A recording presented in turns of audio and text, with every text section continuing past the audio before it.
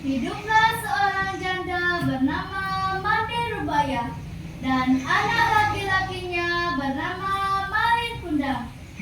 Mande Rubaya amat menyayangi dan membacakan Malin Kundang. Malin adalah seorang anak yang rajin dan penurut. Ketika Mande Rubaya menua, ia hanya mampu bekerja sebagai penjual kue untuk memenuhi kebutuhan hidupnya. Suatu hari, Malin jatuh sakit yang teramat parah. Nyawa pun hampir melayang. Namun, ia dapat diselamatkan berkat usaha keras ibunya. Setelah sembuh dari sakitnya, ia semakin disayang. Tahun berganti tahun, Malin tumbuh menjadi sosok dewasa dan pekerja keras. Hingga suatu ketika datanglah kapal besar merapat ke tepi pantai. Ibu, izinkan Malin pergi merantau, Bu. Malin ingin bekerja ke kota. Jangan, Malin, jangan. Ibu takut akan terjadi sesuatu kepadamu. Menetap di sini saja ya, Nak, temani ibu. Ibu, tenanglah. Tidak akan terjadi apa-apa denganku. Ini adalah kesempatan, Bu. Nanti belum tentu ada kapal lagi di sini. Aku ingin merubah nasib, Bu. Izinkanlah, aku mohon. Meski dengan berat hatinya, akhirnya Mande mengizinkan Malin pergi dan membekali Malin dengan beberapa bungkus nasi. Baiklah Malin, ibu izinkan cepat kembali ya, Nak. Ibu akan selalu di sini menunggu.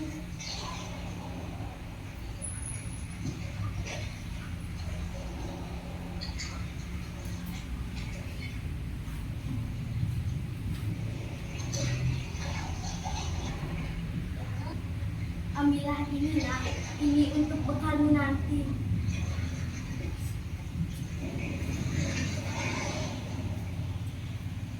Setelah itu, berangkatlah Malin Kundang ke tanah rantau meninggalkan ibunya sendirian.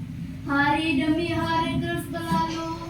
Mande selalu pergi ke laut menanti kedatangan anaknya. Sudah berlayar sampai manakah kamu, Malin? Semoga kamu selamat dan cepat kembali. Setiap ada kapal yang merapat, ia selalu menanyakan kabar tentang anaknya. Di mana anakku? Anakku Malin. Apakah ia baik-baik saja? Kapan ia pulang? Namun, setiap ia bertanya kepada awak kapal atau nahkoda, tidak pernah mendapatkan jawaban. Bertahun-tahun Mande Rubaya terus bertanya, namun tidak pernah mendapat jawaban. Tubuhnya kini semakin tua dan bungkuk. Hingga suatu hari Mande mendapat kabar bahagia dari nahkoda. Mande! Mande! Tahukah engkau kini anakmu telah menikah dengan gadis cantik, putri seorang bangsawan yang sangat kaya raya? Benarkah itu? Di mana ia sekarang? Tunggulah Mande, anakmu pasti akan kembali. Mande Rubaya amat gembira mendengar hal itu. Ia selalu berdoa agar anaknya selamat dan segera kembali menjenguknya. Sinar keceriaan mulai menghampirinya kembali. Namun, hingga berbulan-bulan semenjak ia menerima kabar Malin dari nahkoda itu, Malin tak kunjung kembali untuk menengoknya. Malin, cepatlah pulang, Nak. Ibu sudah tua. Kapan kamu akan pulang, Nak? Ia yakin anaknya pasti datang. Benar saja tak beberapa lama kemudian, di suatu hari yang cerah, dari kejauhan, tampak sebuah kapal megah dan indah berlayar menuju pantai. Orang kampung berkumpul. Mereka mengira kapal itu milik seorang sultan atau seorang pangeran. Mereka menyambutnya dengan gembira. Ketika kapal itu mulai merapat, terlihat sepasang anak muda berdiri di anjungan. Pakaian mereka berkilau terkena sinar matahari. Wajah mereka cerah dihiasi senyum karena bahagia disambut dengan meriah.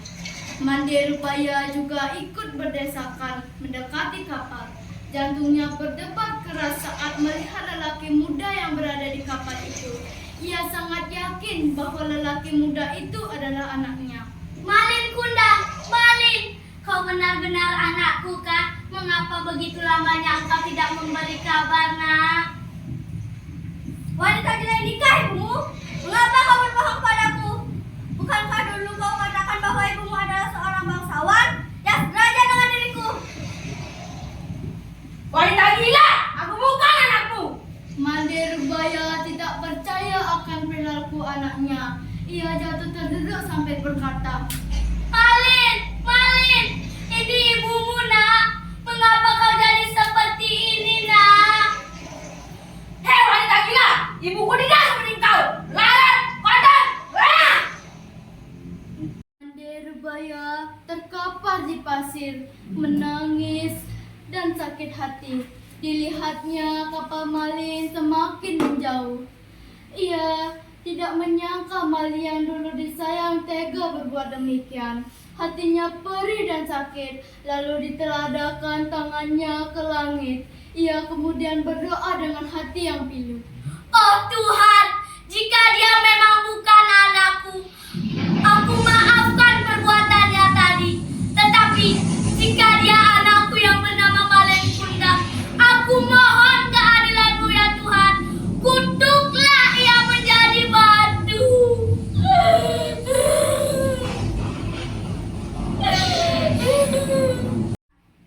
Tak lama kemudian cuaca di tengah laut yang tadinya cerah mendadak berubah menjadi gelap.